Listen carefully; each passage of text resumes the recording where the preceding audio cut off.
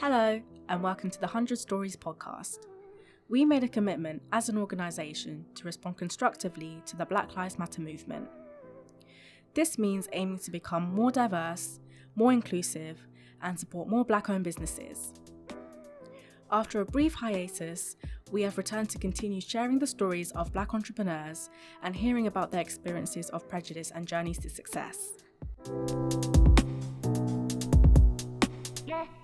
Hello and welcome to the 100 Stories podcast. This is your host, Emmy. For today's episode, we'll be talking to Mpho and Muzi, the founders of Khayafrika. Thank you both so much for joining us today. It is truly a pleasure to have you both here to share your story with us. Would you like to further introduce yourselves, who you are and what you do? Hi, it's Mpho, the co-founder of Khayafrika. I'm Muzi, the co-founder of Khayafrika. Great, thank you. So we'll start with early life question. So when did you first move to the UK? Oh, yes. I had to think for a moment there, yes. So I think I've been in the UK now since 1994.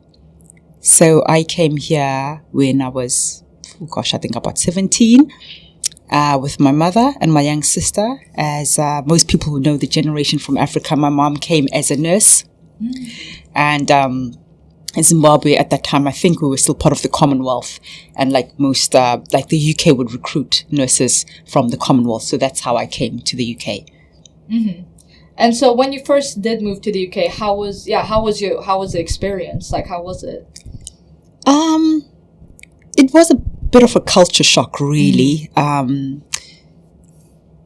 It was more of a culture shock, definitely the weather. Coming straight from the sunshine, yes. And I think just, funny enough, things that were like the music and like the language, I missed that a lot. Yeah. But for me, I know Muzi's story might be a bit different, but for me, it's because I actually went to what I deemed private schools in Zimbabwe. So the private school education was really a duplication of your Oxfords and your Eton. So in terms of the educational system, there wasn't any different.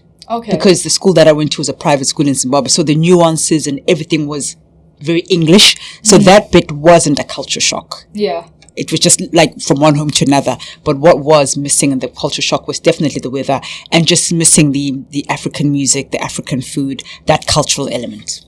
Yeah. And what about you, Muzi? Would you say your experience? Yeah, I came here in 1999. I moved from Zimbabwe to South Africa, stayed in South Africa for 2 years, and saw an opportunity. So I decided to apply, and obviously I got the visa. And it was a culture shock, obviously. Yeah. I had to. Obviously, it was my first time to work in that particular area. I'm a nurse, by the way, by profession. And on arrival, I actually arrived like today, and the next day I was at work in the morning. It was quite challenging in terms of adjusting. Language-wise, there was no issue as well. Obviously, we learn English in Zimbabwe. But in terms of treatment by colleagues, by the patients, the management, it was different. Yeah, it was at times I can say very traumatic, depressive as well. But overall, as a person, as a human being, you have to adjust around those situations and actually stand your ground and move on. And obviously challenge some of these stereotypes and the attitudes that you prevail in your work environment. In terms of the other aspects of life in general, it was just the missing of music in our African music, the Kwaito, Afro House, and obviously the food. Yeah. But in that essence as well, we had to travel all the way to, like I used to live in Spalding, a village called Holbeach. Okay. Yeah, outside Spalding. So we had to travel all the way to Brixton to come and buy some food stuff as well. Yeah, that was a bit of a challenge. Yeah. Yeah. Other than that, I think. Yeah, thank you. So like that kind of leads to the next question, that when you came to the UK, you said like you did experience a lot of like judgment and just overall like very traumatic experiences. Overall, like, so you did, the next question was like, did you experience any bias or discrimination, and did this influence how Khayafrika like came to be? It's quite interesting because obviously me and Muzi met much later in life. We're co-founders and also husband and wife duo. But our experiences also were quite different because obviously when we first arrived, we didn't know each other. Yeah. We met each other here in the UK.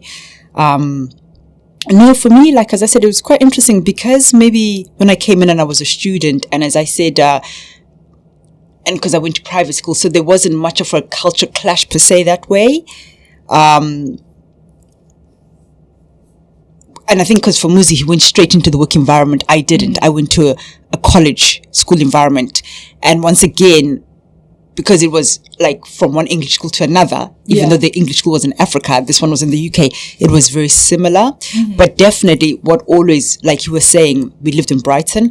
I would always travel with my cousins or friends to London to actually get to listen to any African music or buy African food or get involved in any African culture. So that was the thing, we always had to travel.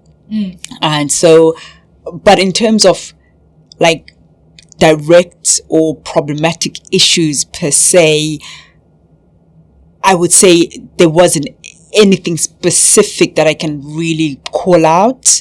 I guess in a way I was quite blessed with that at that time, you know, as we talk later on certain other experiences, but overall, no, it was more just missing that. But definitely, I mean, if we talk of like maybe the way names are mispronounced, or I think for me, what I would say I did notice was just more, just of an ignorance of just assuming that, oh, do you happen to know Mary? She's from Kenya. So it's like, no, I don't. You know, Africa's a whole continent. I don't know Mary from Kenya just because I'm from that. So it was more ignorant and sometimes a bit funny and silly. So it wasn't anything that I would say for me was like a specific racist thing. You know, it was just more just ignorance. We're like, no. And then the person like, oh, of course. Because then I'd ask them, well, do you know Joe from Scotland? And they're like, no. I was like, well, exactly. Same thing. So same thing, yeah. So those were the issues that I noticed. Other than that, no. Yeah, on my part as well, I now remember there's one of some incidents that were very remarkable.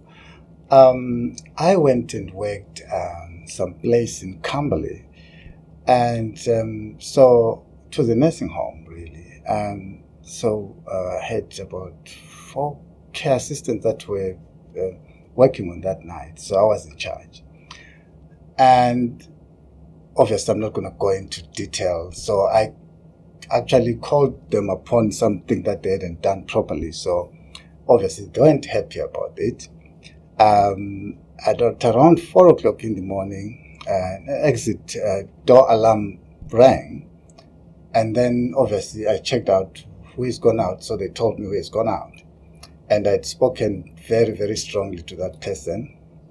Guess what? In the morning, I get out of I've finished my work.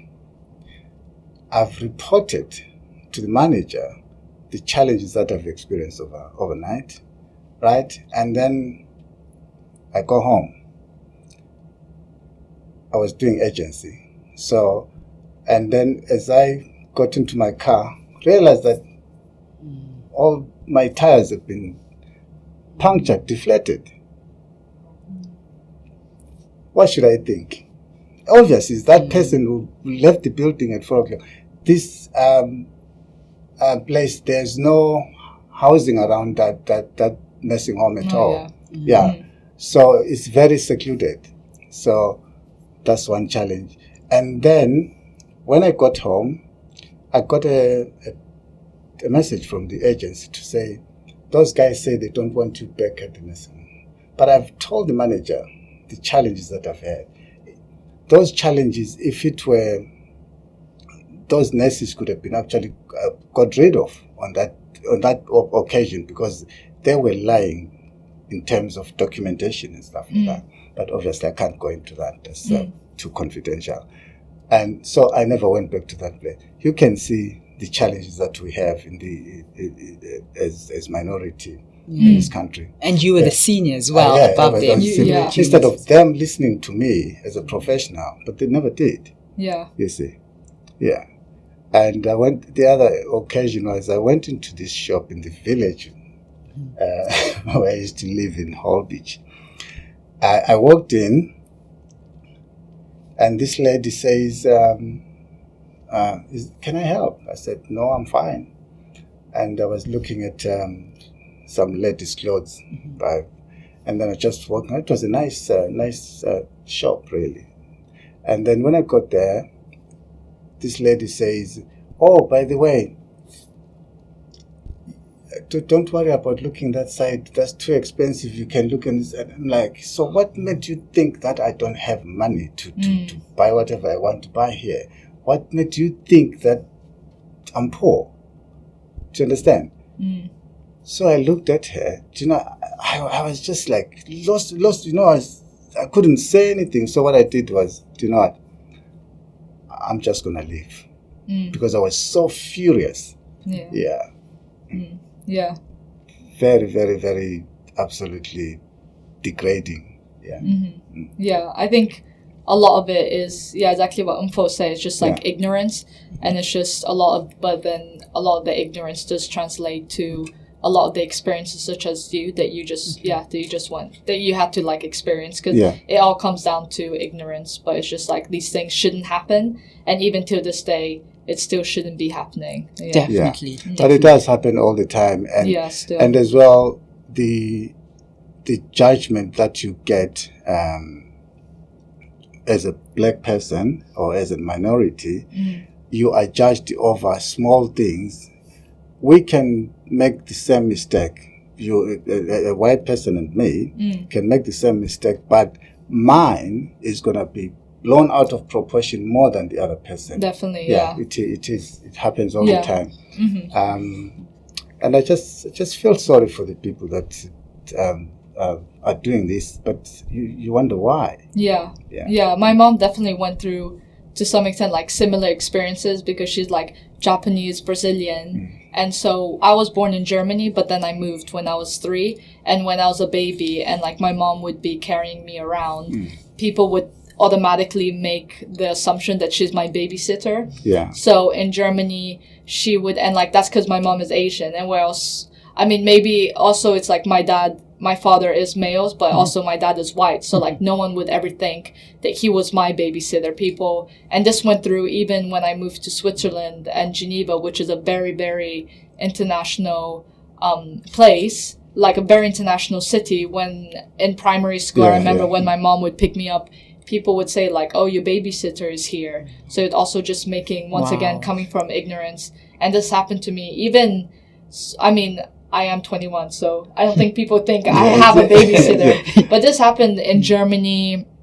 I think I remember even in airports, people would ask for like birth certificate because I would be traveling like just me and my mom, and they would be like, you're not her mother, like where's the birth certificate, you know? Gosh. And so that would cause like a lot of issues, and just being like, these things, it all comes down to like ignorance, but like just making assumptions like this, like, you know, these things shouldn't be happening. Yes. And that's why, without jumping the gun as we go further, when you were asking us I don't know if you actually, this is the question you ask, and if I've jumped the gun, you let me know about why Khayafrika was set up. It's also these things of challenging the narrative, because definitely. It's around the media narrative globally, the agenda that it sets, and who's telling whose story and how.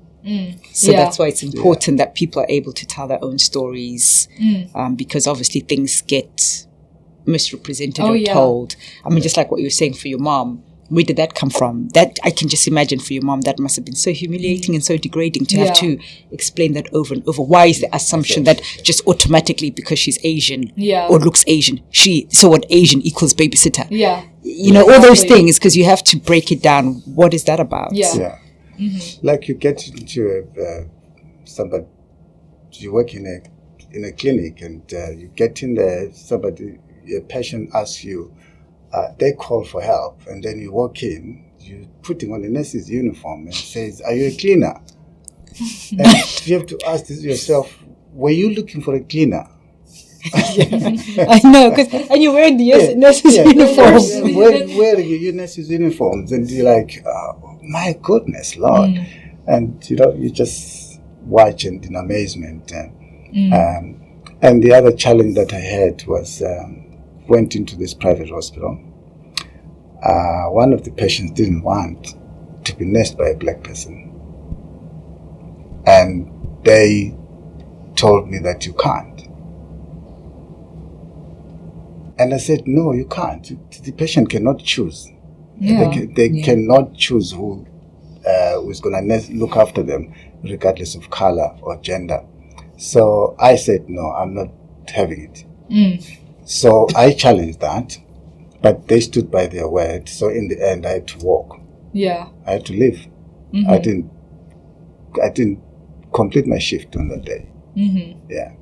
So these are the challenges that people face on a daily basis, right? Yeah. So in ourselves, I think we are saying, like Mpho has said, let's tell our story, let's do our own thing, let's stand for our own people as well, instead of having to rely on others. We will never be put by others on the same level, but we have to build ourselves, build our own community as well. Yeah. And support them. That's why I love what you're doing here. As you said, 100 stories. It's so apt, really, for it, because you're able to use this platform to put these stories out. As you said, whether it's to do with all areas within diversity, whether it's gender, LGBT, race, whatever disability, because for too long in society, there are groups, and this is factual, this is not just made up, there's evidence out there, report after report, that highlight. So these platforms are necessary. Definitely. Definitely. And so linking more to like Khayafrika, I think you said that one of the things that you also wanted to kind of talk about and highlight in the podcast is to express how undervalued and underappreciated African music is overall, and also like more specifically in the UK. So could you please like elaborate more on that? Yes, I mean, the good thing, there is a slow, progressive movement happening around that. But what triggered that really was in 2018, me and Muzi went to the first African Music Forum hosted by an organization called Midem. That was held in Cannes in France. And Midem, they're the world's largest music business network. And I think, to be honest though, I think maybe last year was their last year of functioning, because I think maybe COVID affected some things. But anyway, they were founded, I think, like in the 30s. And in 2018, they hosted the first ever African Music Forum. And we really got to see the opportunities, because there was everybody from the music industry, music lawyers, producers, distributors, and the artists themselves. So it showed us, and they did great reports where you could see the statistics of how there's so much African music talent, but there isn't a proper sustainable music industry to support it. So that really opened our eyes, because we always believed in this dream, but by being there, we could see how we could create a sustainable music business. But obviously, fast forward, then COVID and, industries were affected. We couldn't do much. So that's why we're picking it up from now. But that's something that really helped us create that vision and give us insights, and to realize that, okay, there is space for us. Because what we also realized when we're there was, it was the same record labels that would be there from, the big labels that everybody knows, from Universal, Sony, Warner, the same big music labels that everybody knows that run all the music labels in the world. And we realized that, okay, there needs to be a space that we can create that can produce something that's authentically African, that puts the artist first and foremost, but that still celebrates African music, but takes it to a worldwide audience, because we did understand that it also has to be a sustainable business for us and for them. Yeah. So I was trying to find that balance. Yeah. And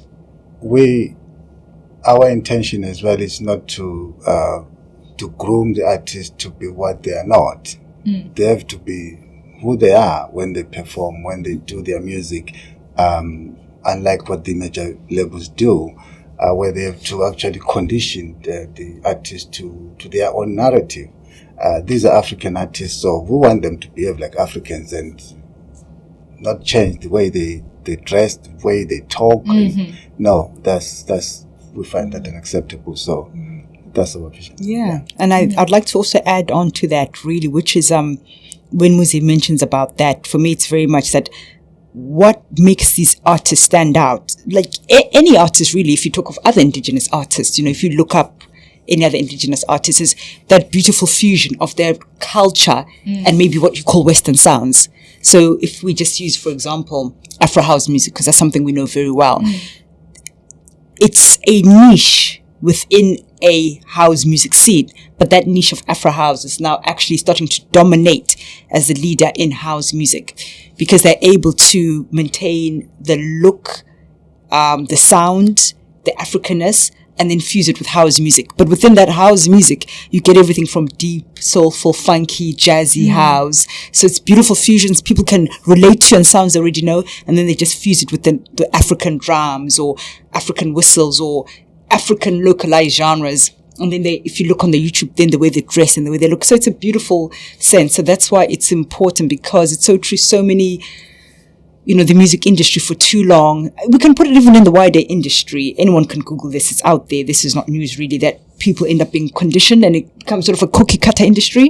Definitely, yeah. So for us, it's really important that, because with us, it's not just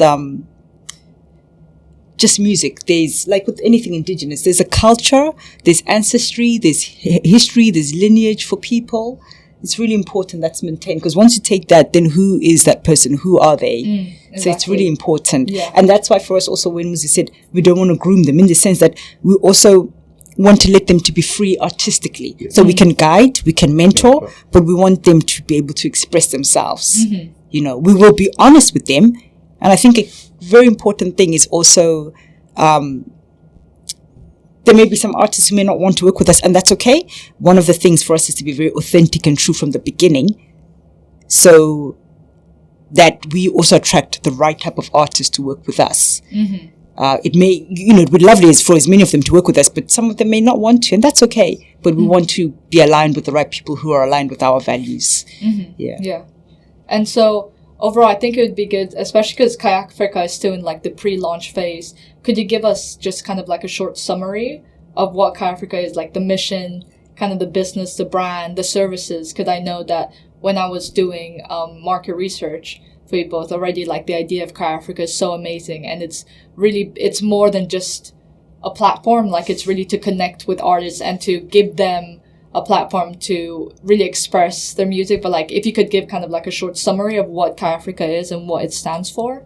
Yeah, so it's really twofold. To keep it simple, it's we want to be the global African music discovery platform. But also, when we say African music discovery platform, we mean an online digital database where you can discover African music. Just imagine, like, it's going to be a one-stop shop. So instead of going to YouTube or Instagram or different places to find African artists, if you hear the word Khayafrika, you can land there and discover all this amazing African music. It's just a one-stop shop. Yeah. But we're obviously going to start with South African Afro House, just because African, music is so huge. We need to start with one area. Yeah.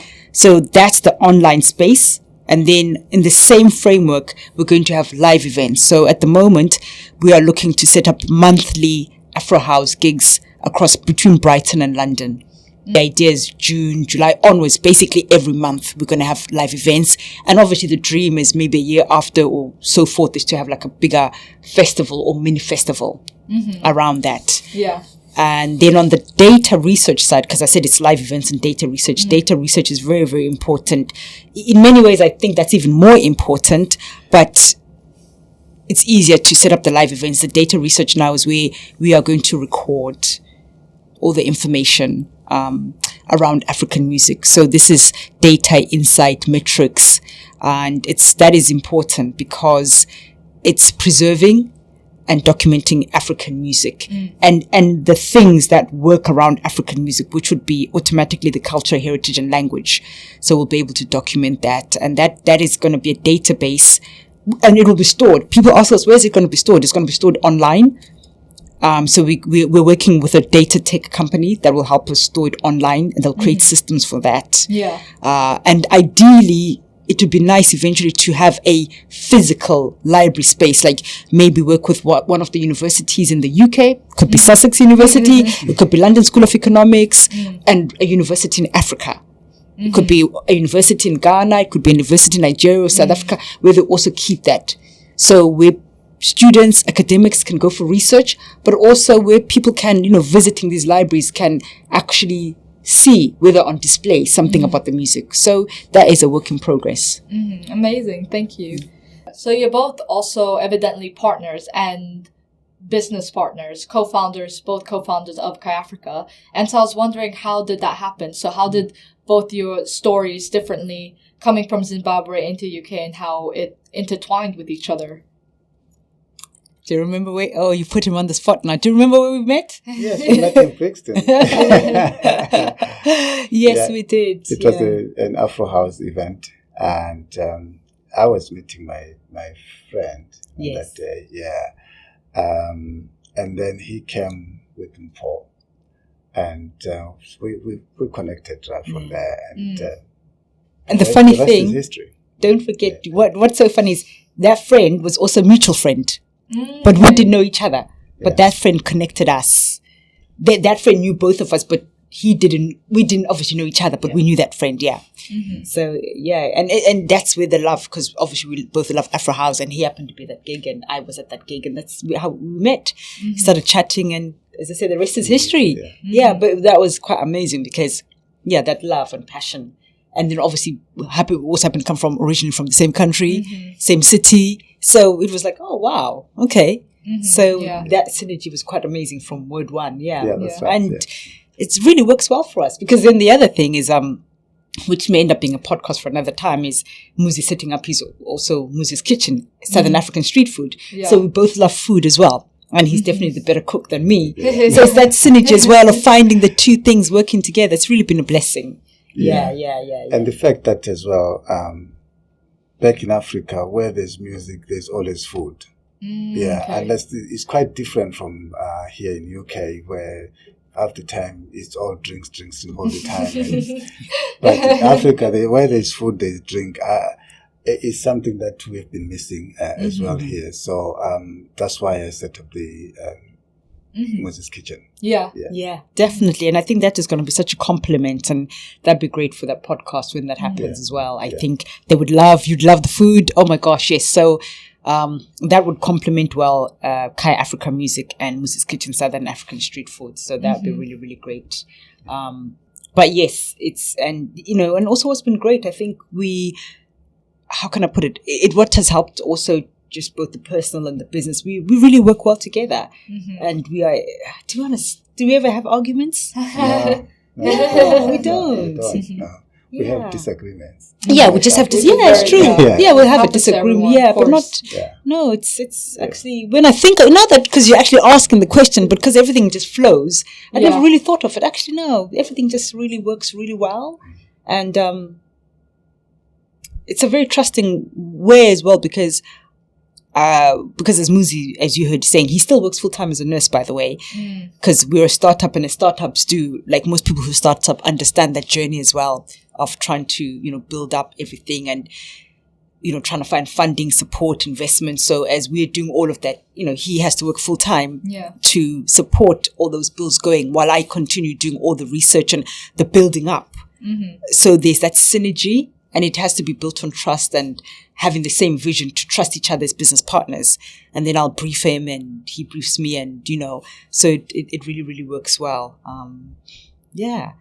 Yeah. And you both already talked about your journey coming to the UK, but I think it'd also be really, really interesting to know how your journey was before the UK, like how it was in Zimbabwe, like your childhood and like how it was growing up, like what happened before you came to the UK. Yes. Oh, that's an interesting one as well because I'm just trying to think. So I actually, once again, I had a really lovely childhood in Zimbabwe, very great memories of growing up. But interesting now, it's so funny how things work. So my childhood was really great and I really loved it. amazing family, and Zimbabwe is just an open, happy place, despite all the challenges that have may been. And Zimbabwe was really a productive country, and until I think around things changed after the 90s, 93s. Yes. And to be honest, Zimbabwe is your classic story of, without getting too deep into politics, but your classic African or former colonized countries where they've got a legacy of so many issues and politics around colonialism that disrupts and destabilizes all these countries all over the world. But other than that, there was so much harmony and peace. But what I find interesting to compare, at the beginning when you were asking about whether we'd faced any racism or prejudice or problems and so forth, and I said when I came to the UK, the college that I went to, the school, I didn't, in the sense that no, not to say that it wasn't there, but I didn't face anything directly personal because I went to private schools in Zimbabwe. So when I came to the UK, I didn't go to private schools in the UK, but when I came to the UK education system, it was just a transfer of the same ethos. But the interesting thing is when we're in Zimbabwe, the private school that I went to, that's where I faced most of the prejudice. I had a very terrible time. And that's a colonial legacy. So that's an interesting twist. Yeah. Isn't it? Isn't it crazy on the African soil? So that school that I went to, and this is a story of many children who of African descent who went to private schools. I can't talk of the rest of Africa, but for Zimbabwe, that obviously a lot of our parents thought they were doing the best, putting us in those private schools to give us the best education, but went away because the systems that were in place were inherently racist. And there were colonial foundations around it. So even though the education was deemed great, which it was in a way, and a supposed stepping stone to success, and once again, that opens up another Pandora's door, because how do you describe success anyway? But anyway, that part of my childhood was very traumatic from the age of, I guess, 5, 6 till... I went to private schools all the way from junior school to high school. High school was a bit better, but my early primary, that was very, very difficult because I think, everybody else, they were in those schools, funny enough as well, there were very few black African children. So there was so much stuff that would go on, and the rest were predominantly other European children. And so it was the colonial mindset that was ruling. It was crazy. I would leave that. It was like a bubble of colonialism, leave that and go home to this loving home. And then come back to that. So you can imagine as a young child, 5, 6, you don't even understand. So for me, that was the crazy element. It's so funny because it's, for you, Muzi, I know it's different now. And so the racism you experienced in the UK, I'm not saying I never had, but I'd never really experienced as much as what you experienced here. But I experienced it in Africa. But for you in Africa, it was different, you see. I grew up in the countryside, most of my life. I mean, my childhood, and I had a good childhood as well. It was that's why I like farming and being in the countryside and cooking as well. So that's what we did most of the time. My father loved cooking. He cooked most of the time, more than my mother. So he always encouraged us to do the same. So that's why I had a passion for cooking. When it came to racism, I never witnessed any racism in Zimbabwe at all. Absolutely not. And it was hard when I moved to South Africa in 1996. Got a job in a private hospital as well. I remember that I discovered later on that the person that was actually supposed to be the lead nurse that was actually supervising me was actually a white care assistant, and I was a registered nurse. So I challenged that. I said, how come? How can that be? Obviously, it was a private company. They can do whatever they want, but obviously that wasn't really ethical at all. So that was the first challenge that I encountered in South Africa. And after that, coming here, I think it was 10 times worse than what I experienced in South Africa. In South Africa, when the racism is there, most of the time they show it to you. They here sometimes it can be very underground, very it's very insidious. Insidious, Yeah. And going back on what you're saying, what I also find interesting is it's sad sometimes on reflection, because we both had amazing childhoods, and obviously the other elements, even putting race aside, was the growing up at a time where we didn't have all this digital tech stuff as well, where we were allowed just to be children, where we literally play outside and we'd go away for, hours, and, parents didn't worry, like he's saying he grew up in the countryside. I grew up in what we call the suburbs, the posh life. Yeah. But even within that posh life, they were still fun. Yeah. Thankfully, the neighborhood we lived in, it was still amazing, and we, would go away for miles and hours and come back, at 6 p.m. for whatever you want to say, for supper and everything, and play with our friends. It was just that freedom. Our parents never worried. So I really appreciate that we had that experience, and we were able to be creative, like making our own things and thinking for ourselves and reading and writing. But I also think what has inspired Khayafrika so much is we take all those elements, and I think for us just trying to see what was negative, whether here in the UK or in Africa, and leave that aside, and what was positive in both countries, and use that to build a company that's really great. And it's also fascinating because sometimes, and I think this is what we're trying to put the ethos in Khayafrika in a very serious way. How can I put it? Like, when we talk about success, so for example, my family and a lot of people, as I said, their parents, who the focus was, private school, the suburb lifestyle and everything was deemed as a successful thing. And there's nothing wrong with that either.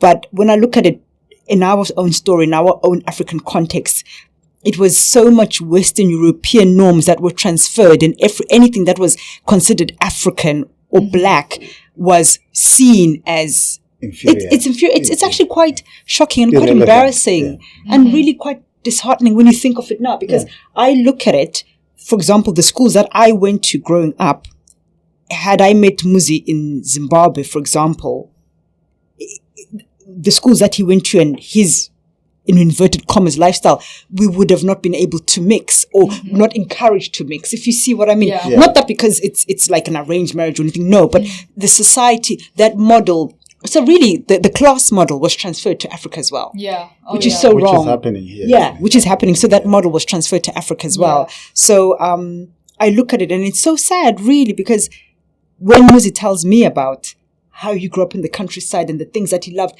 in many ways, that was such a beautiful childhood. Not that mine wasn't great. Mine was great. It was in the city.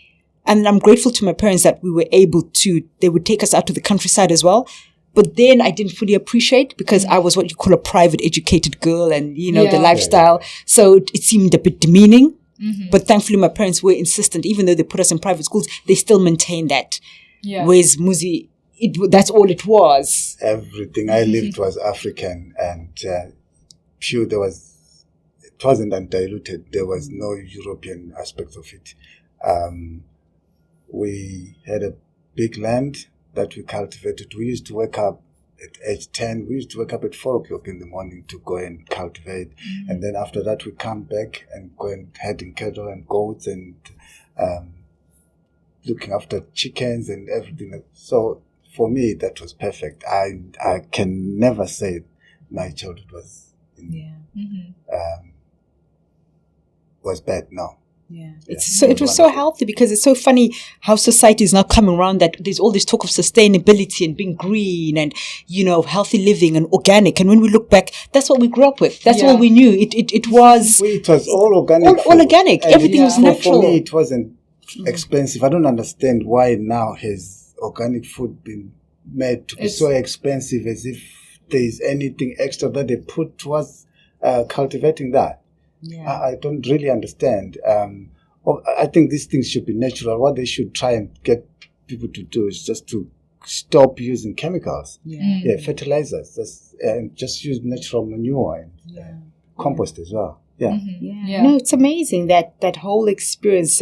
You don't realize later on, and as you're asking the question, how it then it forms who you are, and later on, and you can reflect. So I the birth of Khayafrika and everything, for me, really, it's like a gift, really, because it's allowing us to dig deep into our African ancestry, into the indigenous. That's why we talked earlier on about with the artists, and that we want to be like mentoring them and guiding them and encouraging them to stay, because we can really see that the way this movement is happening with the music, I mean, we're talking of Afro house, but definitely there's the Afro beats. That's, West Africa. Yeah. That's amazing. And all these sounds where you can start to see that it's great, but you can also see some of these artists are looking very Europeanized, very Hollywoodized, where it's like, okay, so you're losing that. They're also becoming another cookie cutter. The same way it happens to artists here in Europe. Yeah. So where there's some artists in Europe or anywhere in the world who maybe would have wanted to maintain a certain sound, but to sell. But that's wrong. Why should it be that way? Because in many ways, it's the artists who should have the power, because they're the ones who are creating the content. So without them, you've got nothing. So that's why for us, Khayafrika, when we look at all our experiences and everything that we experience, and also, thinking that in Africa, whether it's weddings, funny enough, whether it's weddings, it's funerals, it's birthdays, it's you're just washing the dishes, you're out walking on the countryside, whatever, music is part and parcel. Everybody's singing, a cappella, dancing. It just flows naturally. So we knew that even though this is a business, we want to do it authentically, and it just comes naturally. So we want to make sure it's celebrated in an authentic way. That's still, yes, a business, but it's authentic. So at least our life experiences are very important, because they allow us to put that into that. Yeah. So. Yeah.